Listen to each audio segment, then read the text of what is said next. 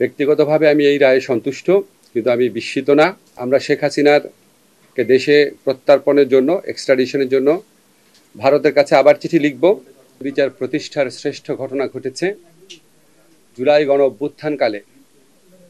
শত শত মানুষের মৃত্যু, হাজার হাজার মানুষের গুরুতর আহত হওয়ার ঘটনা, অঙ্গহানির ঘটনা, বিকলাঙ্গ হওয়ার ঘটনার জন্য যে নৃশংস খুনি দায়ী ছিল, আজকে সেই শেখ হাসিনার মৃত্যুদণ্ডের আদেশ হয়েছে। তার প্রধান সহযোগী সাবেক স্বরাষ্ট্রমন্ত্রী আসাদুজ্জামান কামালের মৃত্যুদণ্ডের আদেশ হয়েছে। আমি মনে করি আজকে জুলাই গণ অভ্যুত্থানের আরেকটি বিজয়ের দিন।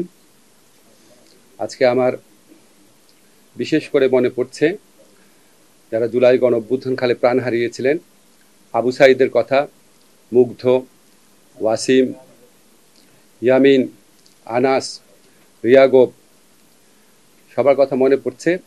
মনে হচ্ছে আজকে তাদের বিদেহী আত্মা হয়তো একটু শান্তি পাবে। আজকে তাদের শোক সন্তস্ত পরিবারের কথা মনে পড়ছে। হয়তো এই রায়ের মধ্যে দিয়ে তারা সামান্য হলেও সান্ত্বনা পাবেন।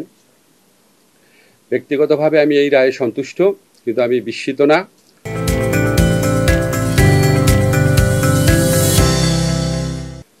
আর শেখ হাসিনা এবং তার সহযোগীদের মানবতা বিরোধী অপরাধের যে তাজা, অকাট্য, জোরালো, বিস্তৃত প্রমাণ রয়েছে, তাতে পৃথিবীর যে কোনো আদালতে বিচার হলেই তার সর্বোচ্চ শাস্তি হওয়ার কথা।